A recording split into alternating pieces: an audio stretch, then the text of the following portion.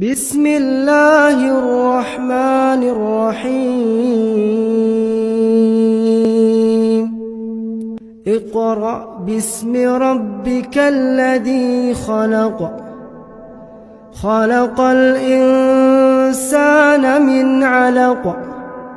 اقرأ وربك الأكرم الذي علم بالقلم علم الإنسان ما لم يعلم كلا إن الإنسان ليطغى أن رآه استغنى إن إلى ربك الرجعى أرأيت الذي ينهى عبدا إذا صلى أرأيت إن كان على الهدى أو أمر بالتقوى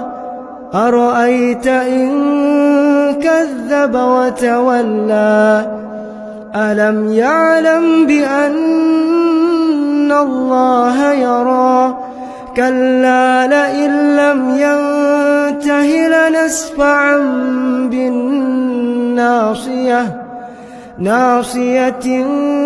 كاذبة خاطئة فليدع ناديه سندع الزبانية